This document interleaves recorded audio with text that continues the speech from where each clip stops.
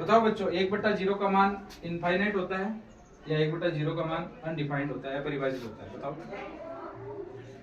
देखो कई जगह पर 1/0 बराबर आप इनफाइनाइट लिखा भी पढ़ोगे, कहीं 1/0 बराबर अपरिभाषित लिखा भी पढ़ोगे। तो ये वाला गलत है, ये वाला सही है, क्योंकि 1 में 0 का भाग नहीं दिया जा सकता। ऐसा क्यों होता है? देखिए, यदि मान लो आपको 6 में 2 का भाग देना है, या यूं समझ लीजिए 6 चॉकलेट है और इनको 2 बच्चों में बांटना है, तो हम कैसे बांटेंगे? 2 का पाड़ा बोलेंगे और 3 बार जाएगा भाग। कितनी बार जाएगा? 3 बार। इसको हम यूं भी तो लिख सकते हैं, देखो 2 बच्चों में आपको 3 चॉकलेट बांटे, यानी 3 + 3 = 6, यानी 3 चॉकलेट कितने बच्चों में बंट गई? 2 बच्चों में। इसी तरह भाग जो है ना, वो बाकी, यानी जो आप व्यवकलन करते हो, आप सब्ट्रैक्शन करते हो, बाकी करते हो, उस हिसाब से भी इसको डिफाइन किया जा सकता है। यानी 6 - 2 4 आ गया, ये जो नीचे है ना उसको घटाते जाना है। इसी तरह से 4 में से फिर 2 घटाएंगे तो आपका 2 आ गया, और 2 में से फिर 2 घटाएंगे तो कितना आ गया? 0 आ गया। हम 0 पर पहुंच गए, और 0 तक पहुंचने के लिए हमने 2 को 6 में से कितनी बार घटाया बताओ? 3 बार घटाया ना, तो इसका उत्तर कितना हुआ? 3। इसी तरह से मान लो आपको 10 के अंदर 2 का भाग देना है, यानी 10 चॉकलेट को 2 बच्चों में बांटना है, तो फिर से वही प्रक्रिया, 10 में से 2 को घटाते जाओ घटाते जाओ। कितनी बार घटाएंगे? 5 बार घटाएंगे, तो कितना आ जाएगा?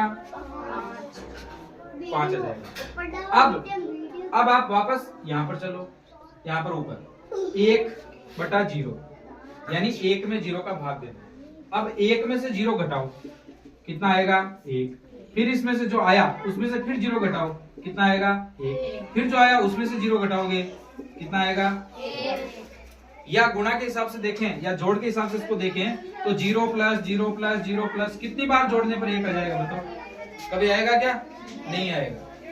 यानी इसको यदि हम अनंत बार भी जोड़ दें या जिंदगी भर जोड़ते रहें तो क्या कभी 1 आ जाएगा क्या? नहीं आएगा। इसका मतलब क्या हुआ? 1 के अंदर 0 का भाग परिभाषित नहीं है, ये भाग कभी भी नहीं दिया जा सकता। तो ये वाला ऑप्शन सही है, यानी 1/0 बराबर होता है अपरिभाषित, और 1/0 बराबर अनंत, ये गलत होता है। लेकिन कई किताबों में या कई जगह पर आपको 1/0 बराबर अनंत या इनफाइनाइट ये आपको पढ़ने को मिलेगा। तो ऐसा क्यों होता है, देखो इसको भी समझते हैं। ये तब होता है जब यहाँ पर जो 0 है ना वो 0 नहीं है, ये very very very very very near 0, यानी ये 0 के बहुत करीब है। 0 नहीं है, ये 0 के बहुत करीब है। मान लीजिए यहाँ पर 1/0 के करीब एक संख्या लेते हैं, 0.1 ले लेते हैं, तो देखो क्या होगा, जब हम इस पॉइंट को यहाँ से हटाएंगे तो ऊपर 0 आएगा कि नहीं आएगा? अब 10 में हम 1 का भाग देंगे तो कितना आ जाएगा? 10। इसी तरह 0.1 नहीं हो, मान लो 0.01 हो, ऊपर 1 है, तो यहाँ से यदि हम इस पॉइंट को हटाएंगे तो अब नीचे 2 नंबर थे तो 2 0 आएंगे, यानी 100 में 1 का भाग देंगे तो कितना आएगा? 100 आएगा। इसी तरह मान लीजिए 1, और यहाँ पर नीचे जो संख्या है वो 0 के बहुत करीब है, जैसे ऐसे है 0.000000001, बहुत सारे 0 है। तो यदि हम यहाँ पर इस पॉइंट को हटाएंगे ना तो ऊपर क्या आ जाएगा? 1 के बाद बहुत सारे 0 0 0 0 0 और नीचे 1, तो संख्या क्या आ गई?